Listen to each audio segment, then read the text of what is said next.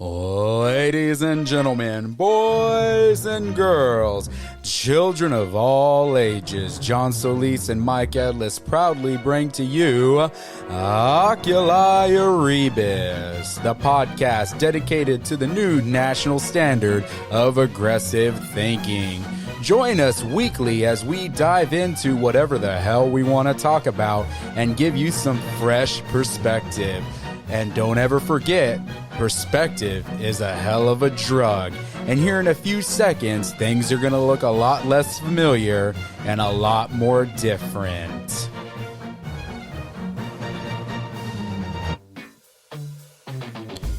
Hello, hello, hello. Welcome back to Oculi Erebus. This is your host, the man, the myth, the unlegendary one himself, Mike Ellis with that MEE Mike Ellis Experience. This episode is recorded live and in person on the 13th floor where aggressive thinking is the new standard. This episode is produced by the one and only gentleman who is very legendary, John Solis himself, and is a Yuck Faux production. Remember everyone, perspective's a hell of a drug. So this episode, I don't remember what I'm naming it. It's written down in the notes, which there are no real notes, mainly because there's notes. I'm using the computer today, which I usually don't use. So I'm going to be reading a lot of stuff to you guys today about the January 6th insurrection, right? That's like the time COVID attacked the White House or something. So there's going to be a lot of actual reading. So it's going to be rather interesting because it's all opinion today. It really is. And you're going to see that really quick. One way or another. All right. So the January 6th investigation has taken a new turn.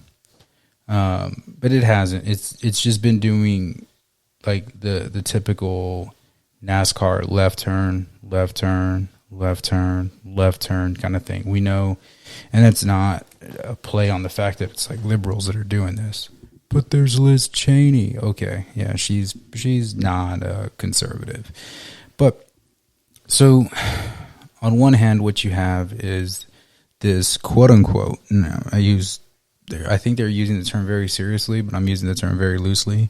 Investigation into the January 6th insurrection that Donald J. Trump caused when he refused to accept Biden as president. Kind of like how Hillary did to him.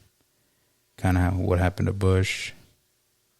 It's crazy how this happens every couple presidents. Anyways, so no one's mind's going to be changed by the outcome of this investigation. Everyone's surprised, Mark Meadows is being held in contempt. He's being held in contempt because of executive privilege, which is ultimately what we're going to really talk about today. That's what we're going to sink our teeth into today. So, hold on real quick. Excuse me if you heard that. I apologize. That's kind of gross. But, no, excuse me. I think it's the beer that I'm drinking. Elysian's Full Contact Imperial Hazy IPA. I have a love-hate for IPAs. I either love them or I hate them. This one's pretty damn good. Comes in at 8.5%. And anyways, I digress. So it's the same thing. I decided the same thing with the Russian thing because I think people were willing to give the Russian thing a benefit of the doubt. I wasn't. I thought it was bullshit from the beginning. But that's not me saying that if you thought there was something to it that you're dumb.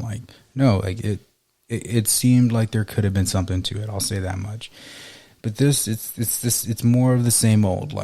They're trying to continue to dirty Trump's name as long as they can in hopes that he doesn't run again and just murder whoever he's running against. Not literally, of course. So if this investigation changes your thought process or your belief, as to what really happened on January 6th, let me know. I really want to talk with you about this. I don't mean that in a bad way either. I just want to figure what made you change your mind one way or another? Did you think Trump was at fault and now you don't think he is? Do you think this was some kind of military coup in its early stages, or what really was this? So we have Liz Cheney though. She's kind of the spearhead faux Republican Republicant that we got. Somebody called me that once, and I took it as a term of endearment, but now I'm going to use it as a term of go screw yourself because you're not really a Republican. So Liz Cheney, she just hates Donald Trump. I don't know why. I mean, like, I kind of know why, but I don't know why. Like, professionally, you're just coming off like as weak and is very inferior. Like, you just got this God complex. Like, I get it. Your dad, Dick Cheney, like, ran the country for a while. Get over it. You're not going to. Like, you're not going to be the first female. Let's go, Candace. No, I probably won't be Candace either. But maybe,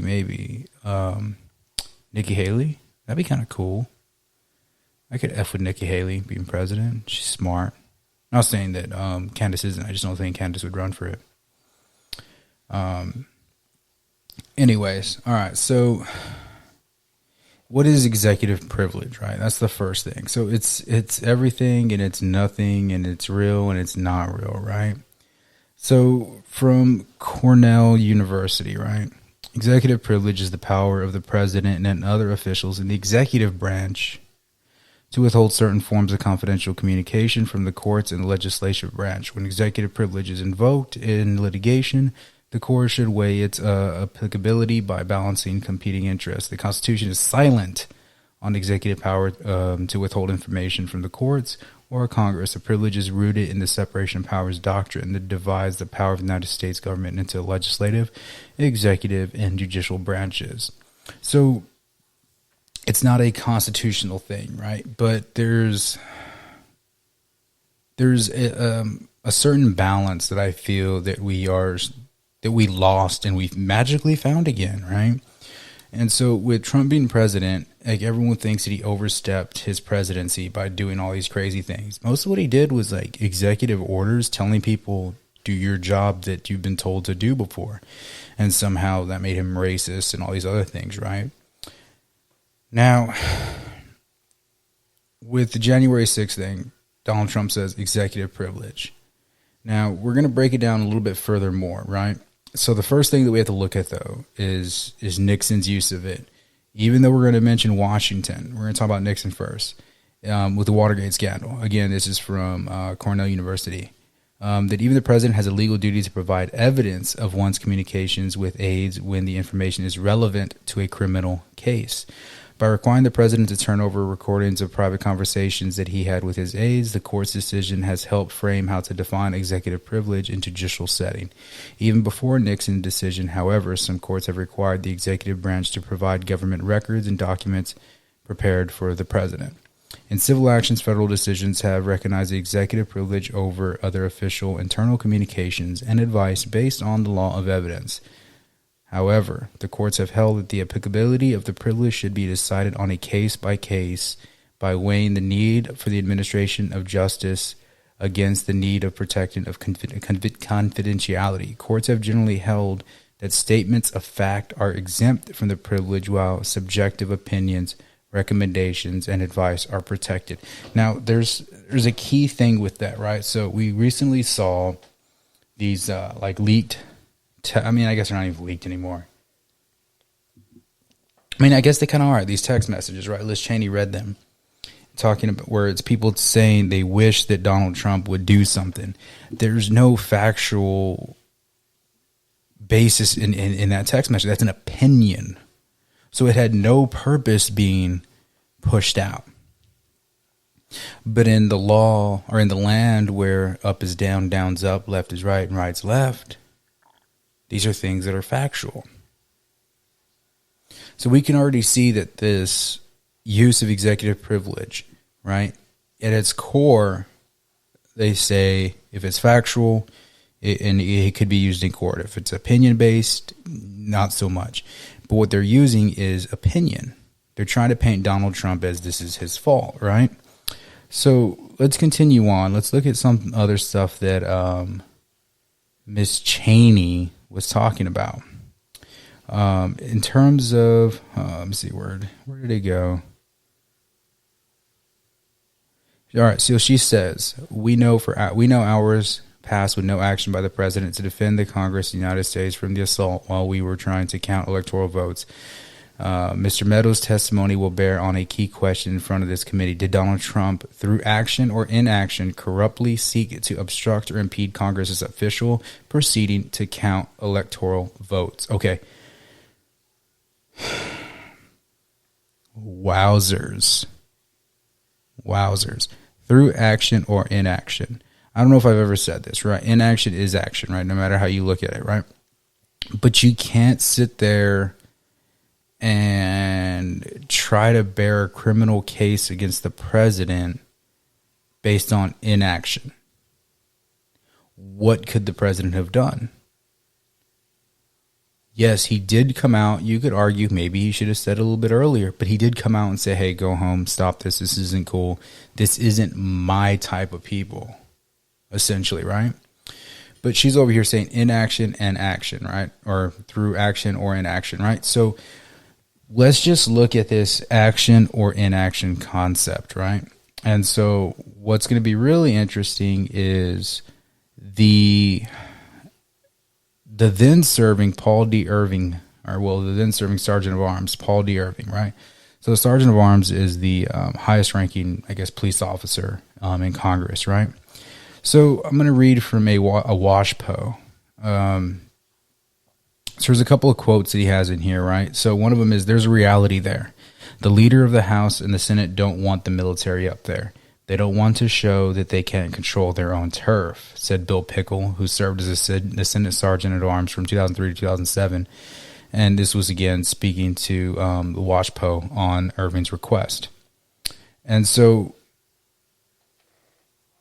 it's interesting to see that a person who served from 2003 to 2007 on behalf of Irving had this statement to say that they don't want the military up there, right? Like, this is ours. We can protect it. We got this kind of mindset, right? So that is, I mean, that's the vanguard. That's the standard right there, right? And so that,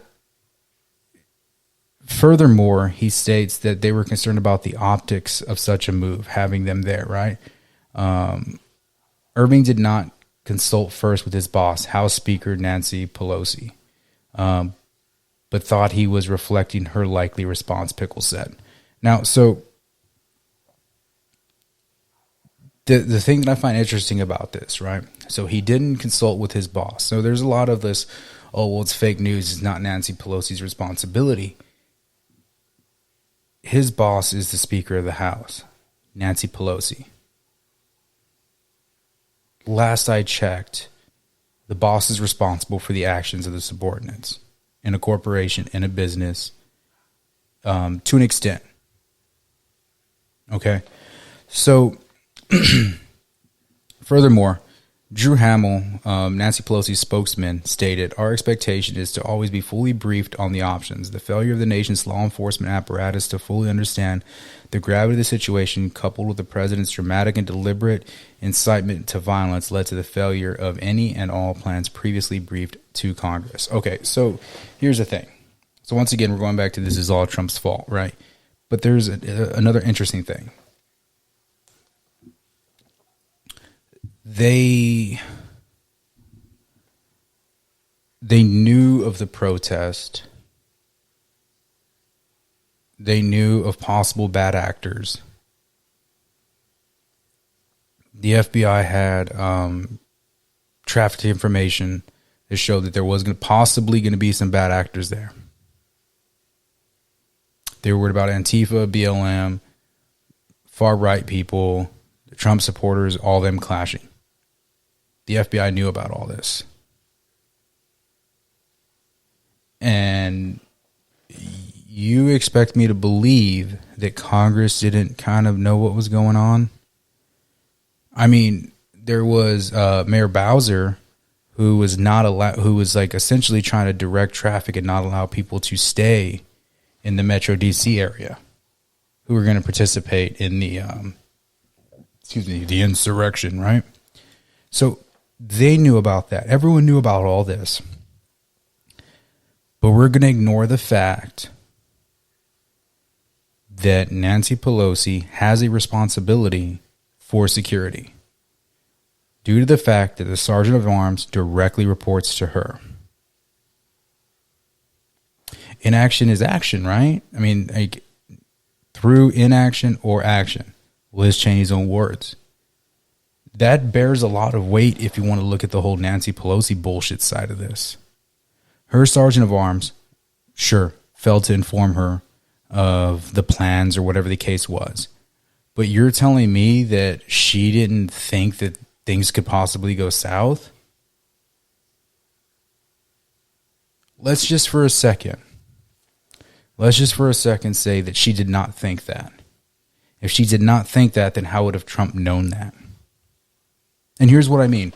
So this whole thing, right? When you look at the Russia thing, right? The Russia coup and all that stuff, you're either telling me that Donald Trump is the smartest spy in the world, that he was able to subvert like the FBI, the CIA, the NSA, and all these other like agencies. He was able to like trick all of them and line himself up with Putin. That's what we were told. And once again, we're being told the same thing. We're being told that nobody in Congress had an idea that something could have happened. Nobody in Congress knew about the possible bad actors. Even though we had been seeing for months this buildup of far-right people, supposed far-right people with Antifa and BLM and stuff like that. But just January 6th, that was going to be the day that, hey, we're going to break bread. We're going to play soccer for Christmas during World War II. That's what you're telling me. So they're either all involved or they're none, or they're either all involved or they're not all involved. And if Trump's involved, then I'm sorry, in my opinion, Pelosi's involved. It's simple incrimination based on the evidence. Like, how do you get past that? I really don't think you can. So, there's another thing I want to read over here.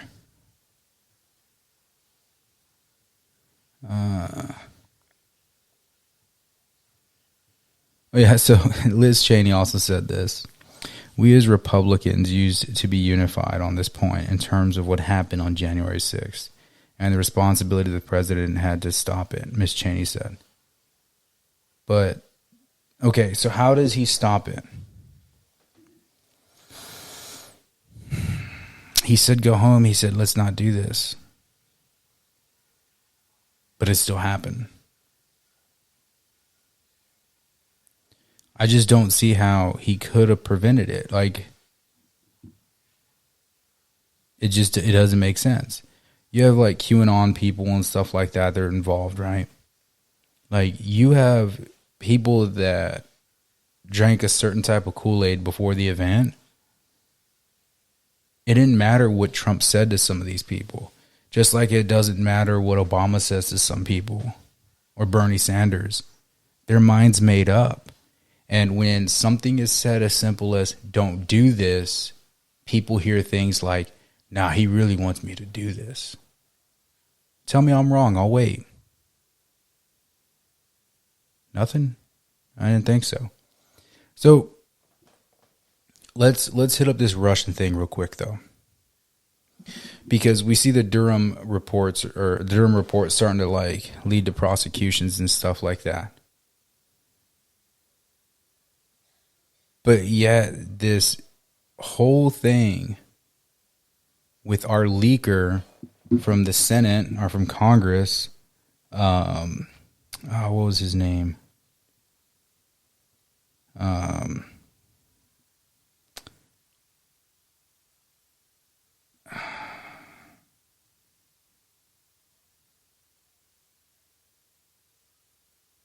Yeah, Devin Nunes, I think it was, right?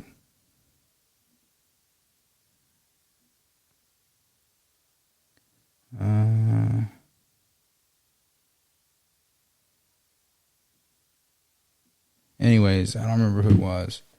No, Adam Schiff is who I'm thinking about. Adam Schiff, that's right. Wow, I got my parties mixed up on that even. So we're going to act like Adam Schiff didn't leak information. That's action, right? And that's action that led to really unrest in America. There was a whole time frame where people were being attacked and attacking other people because of their political beliefs. There was a whole 2.5, 3, 4 years where the president couldn't get anything done because he was a Russian agent. That's direct action. And you're telling me during this investigation they didn't realize that the information was somewhat false? It's the same thing as far as I'm concerned. All right, I know I was kind of reaching on that, but to me it's the same thing. So let's talk about this executive privilege again, right? So George Washington actually was not the first person to coin the term, but that handsome devil was the first person to use it. It was in regards to a failed battle. Now, he ultimately gave up the information, but Congress had agreed that the president does retain the right to keep information private because of separation of state, or because of separation. They had mentioned this is all just in research, of course. They were pretty much they pretty much agreed that they can't just want information for the purpose of trying to incriminate an individual, because then there would be no separation. Right? And I think it was I think FDR was the first one that did it. But anyways, so in the Constitution, the only thing that really, you look at Article 2, Section 2, right?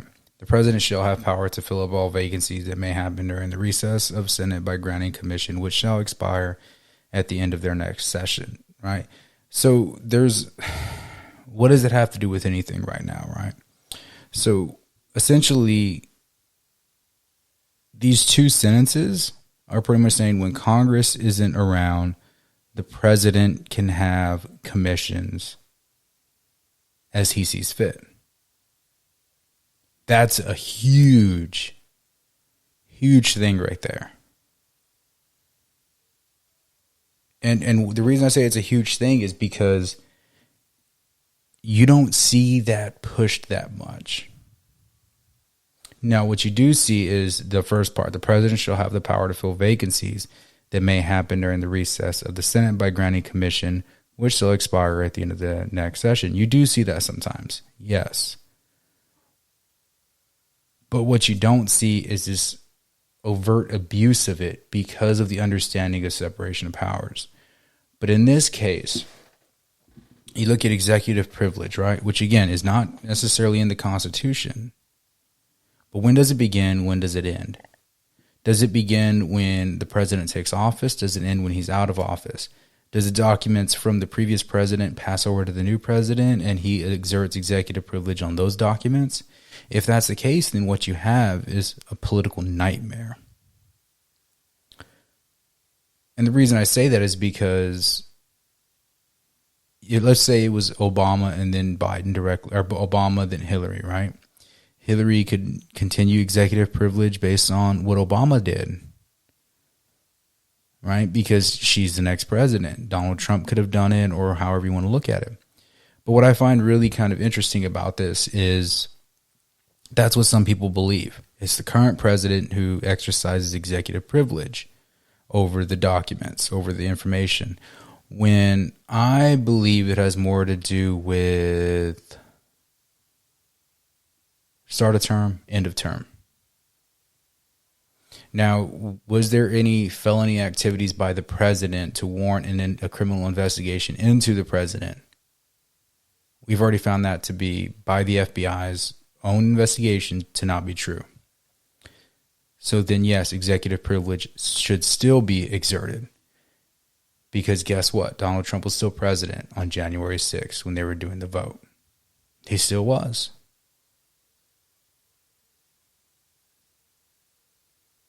Now, you can love me, hate me, you can think whatever you want. Now, I know at some point I'm going to be over here like, screw executive privilege. I don't agree with it now, yada, yada, yada. But when that time comes, call me out and we'll talk about it, because maybe in that moment things are different. Or maybe I'm just being a prick. So we have a couple things, right? number one, most courts agree that it's factual information, but all we're getting out of this right now is opinion-based information.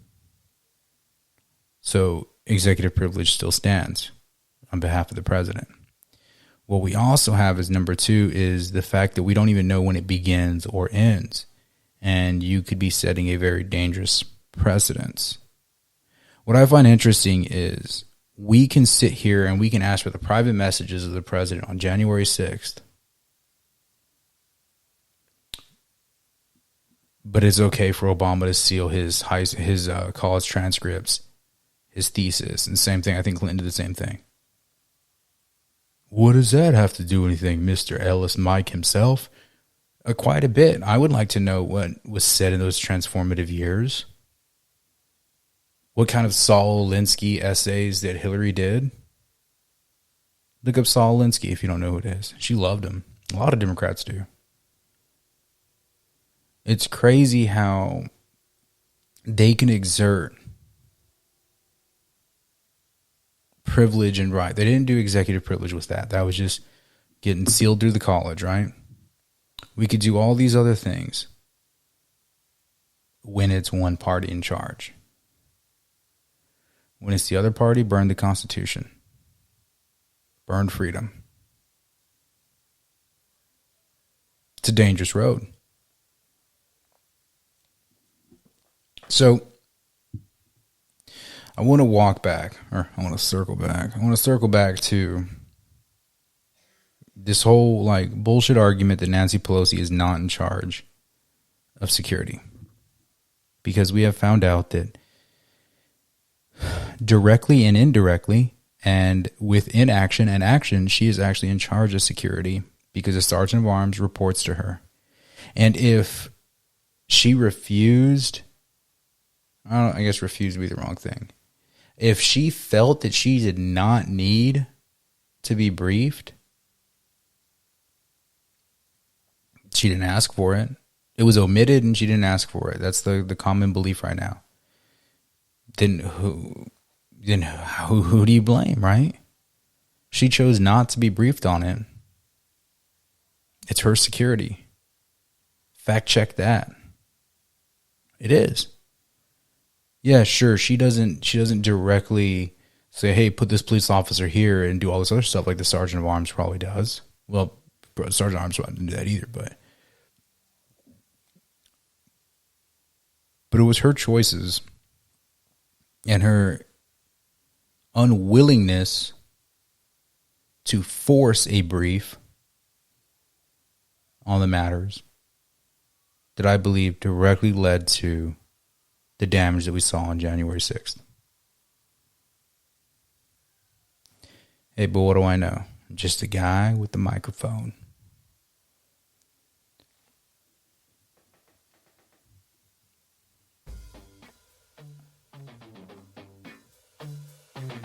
All right, everybody. Thank you for joining me today. This episode is actually recorded in advance. That's why there was no news break in the middle.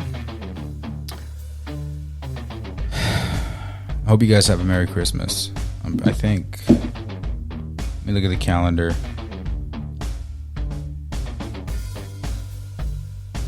Yeah, this episode's going to come out right before Christmas. Hope you guys have a great Christmas. Merry Christmas.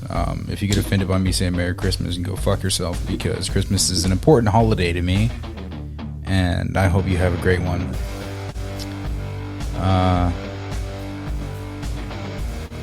I'm planning on doing a New Year's Eve episode.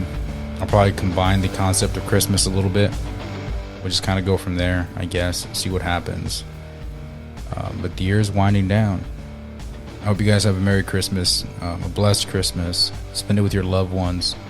Be grateful for what you have, not what you don't get. Be nice to people, man. It's already a shitty enough world out there. Well, make sure you hit us up on the Instagram at OARebus, Facebook, Oculi Rebus, Rumble, YouTube, Oculi Rebus, Mike Ellis, all those fancy things, right? One typical fashion. I can go on and on, but it's time to move on. Mike Ellis, Out.